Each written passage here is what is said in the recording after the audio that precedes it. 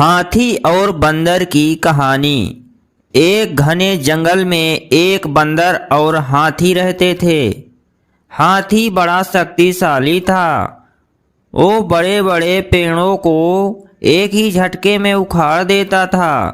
बंदर काफी दुबला पतला था, लेकिन वो बड़ा ही फुर्तीला था और दौड़ने में तेज था।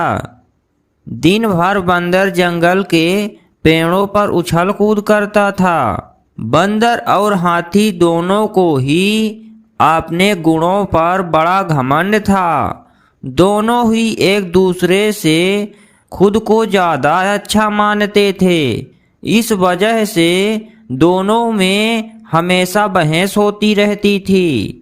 उसी जंगल में एक उल्लू भी रहता था, जो अक्सर बंदर और हाथी की शरारतें देखता था।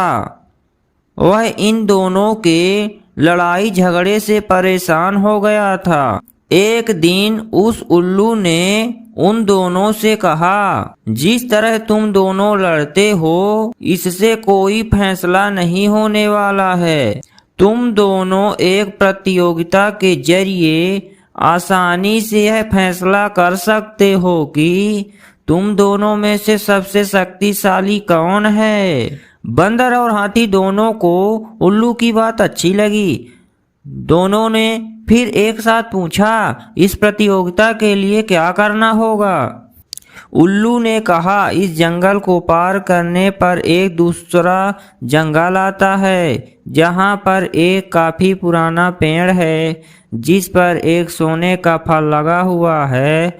तुम दोनों में से उस सोने के फल को जो पहले लाएगा, उसे ही इस प्रतियोगिता का विजेता बना दिया जाएगा और उसे ही सबसे शक्तिशाली माना जाएगा। उल्लू की बात सुनते ही बंदर और हाथी बिना कुछ सोचे समझे दूसरे जंगल की तरफ निकल गए। बंदर ने अपनी फुर्ती दिखानी शुरू कर दी। वह एक ही छलांग में एक पेड़ से दूसरे पेड़ तक पहुंच जाता था। वहीं हाथी तेजी से दौड़ने लगा और रास्ते में आने वाले हर चीज को अपने मजबूत सूंड से उखाड़ फेंकता। ही देर में हाथी और बंदर उस जंगल से बाहर निकल गए। इस जंगल से दूसरे जंगल के बीच के रास्ते में एक नदी बहती थी। उसे पार करने के बाद ही दूसरे जंगल में पहुंचा जा सकता था।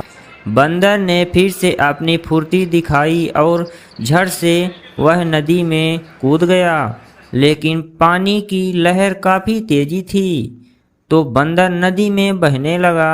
बंदर को नदी में बहते हुए देखकर हाथी ने तुरंत अपनी सूंड से उसे पकड़कर पानी के बाहर निकाल दिया।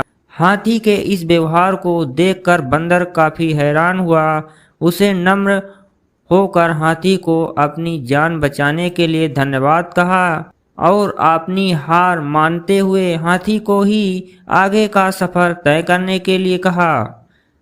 बंदर की इस बात को सुनकर हाथी ने कहा, मैं नदी पार कर सकता हूँ, तुम भी मेरे पीठ पर बैठ जाओ।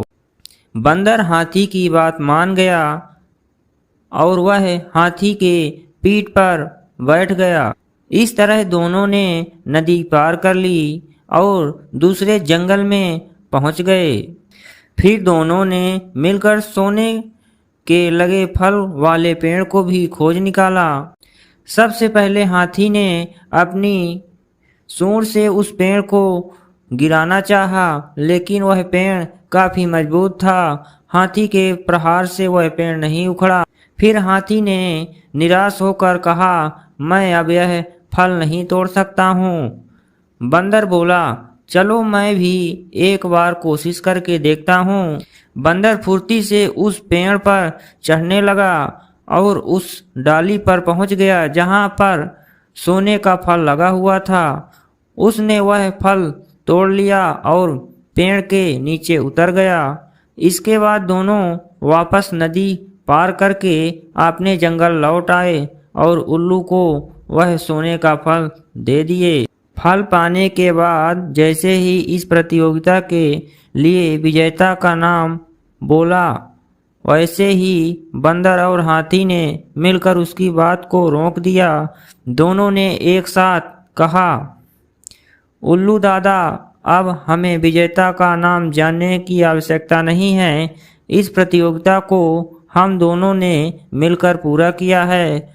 हमें यह समझ में आ गया है कि हर किसी का गुण अपने आप में अलग और ख़ास होता है। हमने यह भी फैसला किया है कि आगे से अब हम कभी भी इस बात पर बहस भी नहीं करेंगे और मित्र की तरह जंगल में रहेंगे।